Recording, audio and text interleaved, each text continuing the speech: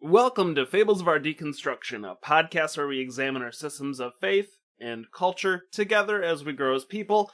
I'm your host, Dylan. If you like what you hear, check me out at patreon.com/Dylan. If you'd like to be on a future episode, leave me a message at 515-318-7569 or find Fables of Our Deconstruction on Anchor FM and leave me a voice message. Leave your name, otherwise I'll keep you anonymous. And today is the day we're talking about the origins of Lucifer. So let's get into it. Sometimes I wonder what I'm doing at this moment, that I'll be cringing at a year from now. When I think about it, like getting tattooed, or something less permanent, like the color of my shoes, or the people I've been hanging with, and I might never get over it. I'll just get so much better at living with my shit, and we don't forget anything, we just lose the ability to access it in our brains. At Lucifer, though he was an angel and not a man, at him will I begin. For though fortune may harm no angel from high degree, yet for his sin he fell down into hell, in which he is yet. O Lucifer, brightest of all angels, now art thou Sathanas, that mayst not depart out of misery, in which thou art fallen. Excerpt from the Monk's Tale in the Canterbury Tales, Chaucer. That's it, right? Chaucer knows what we all know. Lucifer is the devil, an angel that fell from heaven for breaking the rules, so God, the big G, threw him into the bowels of hell, and now he's Satan, that red-skinned, insensitive caricature that whispers the will of bad deeds into all of our ears. The demon delighted by sins, that accuser, giant quotes, from the book of Job, who challenges God to a bet that destroys several people's lives. Well, maybe. What if I told you that Lucifer was a lot more than that? What if I told you that Lucifer got the raw deal? People still say that, right? Humans live about 100 years. Give or take a few years. So it's hard to think back a few thousand years. But what if we could? What if we could think back roughly to 3000 BCE? We wouldn't be thinking about Lucifer when we look at the same objects that we look at today. No. As a matter of fact, back in Marduk's days, we'd be looking at an incredibly powerful goddess. In Mesopotamia, what's now modern Iraq, we'd confront the likeness of Ishtar, the queen of the heavens. A queen so much so that she's considered one of the most important gods of her pantheon. And rightly so. Remember how it seems possible that the god of the Bible may have evolved, at least in part, as a fanfic of Marduk? Well, Ishtar finds her roots in the Akkadians, too, back when a similar goddess went by the name Inanna. It seems the further back we're able to go, we just find gods and monsters nested inside of more, gods and monsters. However, we're not here for Ishtar. But to give you a bit of context on her importance, she was the goddess of all life, sexuality, fertility, but also war. She was often depicted as a coy child, or even a powerful woman. And according to the open, richly annotated cuneiform corpus, she had knockout lines like this one. "Plow my vulva, man of my heart." So be sure she'll come violently back just in time for a Valentine's Day episode. One thing this horny war god had in common with Chaucer's Lucifer is a star, Venus. Certainly, the star that makes Lucifer the, quote, brightest of all angels. Humans seem to have always had a fascination with the sky and the stars, and when you realize some move in ways contrary to the rest, it's easy for them to stick out. In fact, the word planet comes from the Greek for wanderer.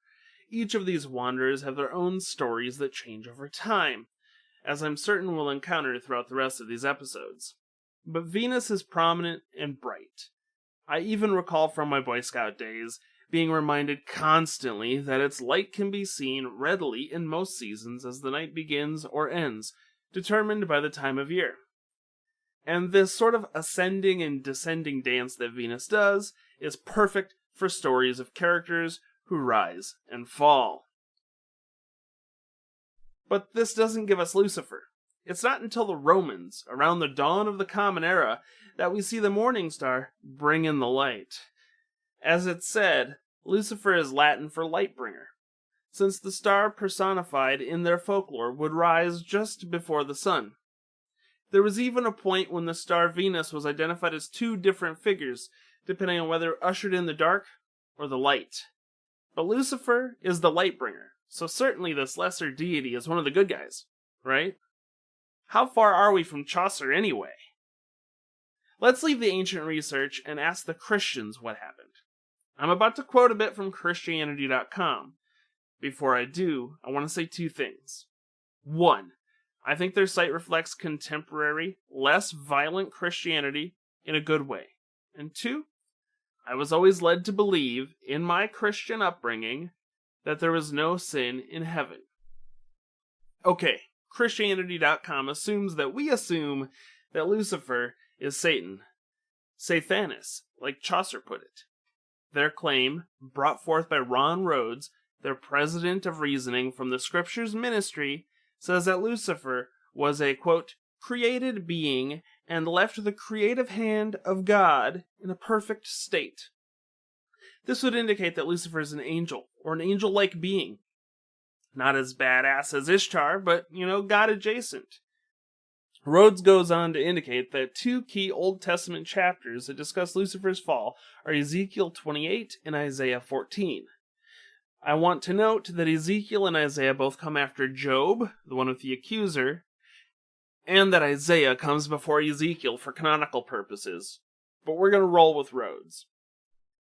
Ezekiel 28 largely talks about the king of Tyre. Tyre is an ancient, still inhabited city off the coast of Lebanon that comes up in Old Testament stories, Akkadian stories, and is generally brought up over and over again in ancient myths. It's powerful and eventually gets positively destroyed. Today, it has even been called a city of ruins built out of ruins. How romantic. In Ezekiel 28, God is pissed. In the Old Testament, God's always pissed. Just like most of the other kings in those books of the Bible, this king is worshiping the wrong God. Himself. Worse yet, he's got the kingdom thinking he's a god too. This king sucks so bad that God must have him destroyed. And partway through, the language in the Bible starts calling this person, quote, perfect, or even a cherub and prideful. And that's where it gets murky. According to Rhodes, we're not talking about the horrible king of Tyre anymore. Our divine translator has drifted into writing a screed about Lucifer being cast out for being a proud asshole. God's digressed to the point that he wants us to know that if we even look at Lucifer and his oozing pride, our line of sight will indeed set him ablaze. An argument is put forth on Christianity.com that the verses in Ezekiel 28 are actually about the kingdom being ruled by Lucifer himself. Or that Lucifer was perhaps controlling the foul king. I think that these would be interesting plots for an HBO series. But I also think they're a bit of special pleading, at least on behalf of Christianity.com. These are weird gray areas that are created when we need special skills to interpret the Bible. The points where apologists will assure you that you don't know how to read what you're reading without special understanding. A point where it's clear that if God wanted us to know if this was about Lucifer, then he should have just fucking said so instead of rambling like an old man with a chip on his shoulder.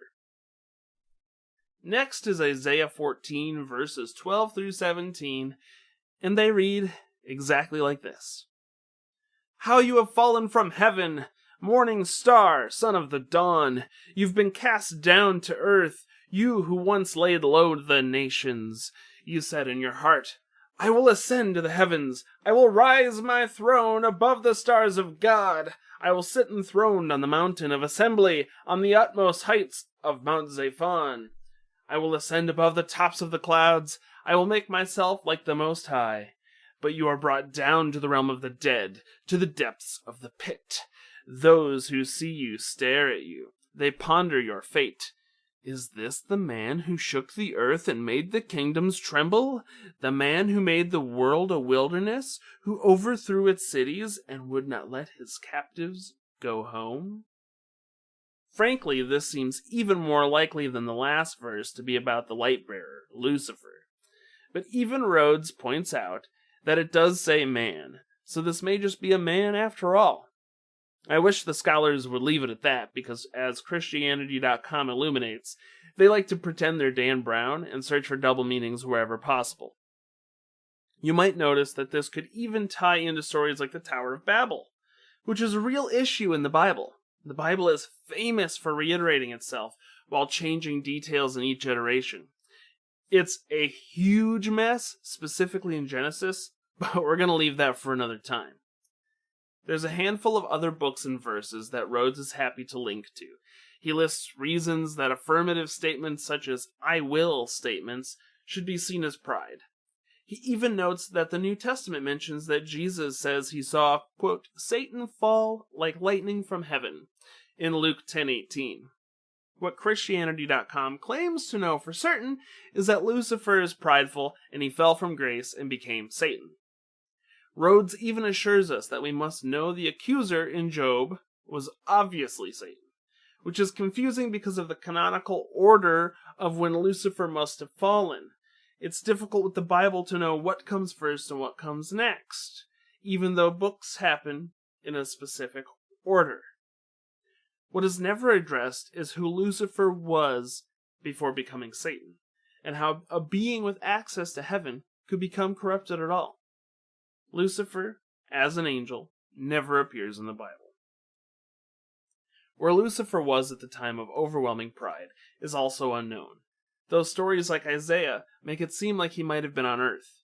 It's almost as if the Romans who adapted the Bible saw places where Lucifer could fit, spots of lesser beings rising and inevitably falling to fit the context of the religion they were taking on.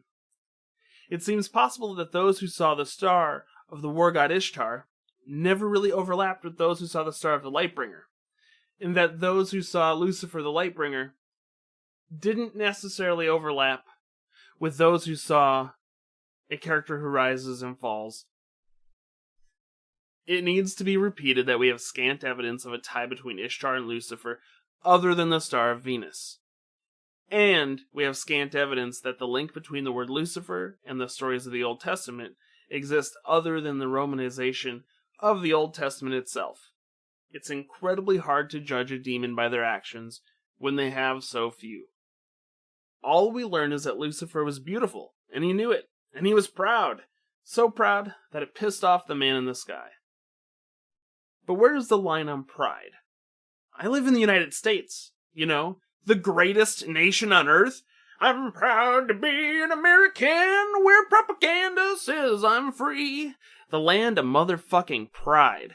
Proud of guns, proud of sports, proud of just how goddamn loud we can be about how proud we are. From this vantage point, where we're certain God is blessing us the whole way, it's hard not to make comparisons to Tyre. I can see how the religious eat up these comparisons. It feels righteous. But can pride be so bad? Maybe it earned Lucifer a spot in hell. And yes, I made textual relations between Lucifer and Satan, but I'm not necessarily convinced they're the same character as the medieval devil that tempts us with whispers.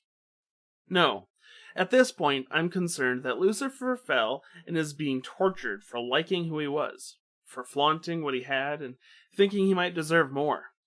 But in contrast, I see the line where pride goes too far, where we can go from being proud of something beautiful that we made to so proud of a bunch of dead dudes that we refuse to change, like the US Senate. And finally, we're going to get into the ratings here. So we're going to do 3 sets of ratings. On a power scale from 1 to 10, where 1 is no power at all, like a leaf in the breeze, to 10 being all the power, like an exploding star. In the context of what we know about Lucifer, I'm giving him a 3. He made a statement, at least it seems that way, but he got the raw deal. We don't know a whole lot about him, and we really don't know what he did. On an influence scale, where 1 is no influence at all, like your uncle on TikTok, and 10 is all the influence, like your 13-year-old cousin on TikTok, I'm giving Lucifer, well, an 8. I think he has a lot of influence. 1, in part of his nomenclature, and 2, because he's supremely open to interpretation. Lucifer is used in witchcraft, Satanism, paganism, Christianity, pop culture, and so much more. Finally, on harm scale, where 1 is no harm at all, like a baby duck, to 10, the most harmful, like telling people to drill a hole in their head, I'm giving Lucifer a 5. Pride doesn't seem so bad until it totally is. When pride begins to think that a flag is a good fashion statement, there's always a great chance we'll come back to Lucifer, because there's a lot to explore there, especially when we get into things like Roman gods, or even going back to how the hell did Ishtar disappear? But I don't want to dead name Satan and conflate the two, even though there's a lot of evidence that says Lucifer became Satan. But Lucifer's actions are divorced from the actions of Satan, especially if Lucifer truly transformed into a new being, into a new monster, known as Satan. So I want to leave Satan for another time, because I think there's a lot more to explore there. And I also want to leave the medieval devil for another time, because I think there's also a lot more to explore there too. But at the end of the day, I think Lucifer gets the raw deal in a number of ways. There's very little that we know about Lucifer from a Christian standpoint, other than the fall, other than pride, other than one cautionary tale. And yet Lucifer will continue to get the bad rap. So, I'm thinking about you, Lucifer. You're in my mind and on my tongue.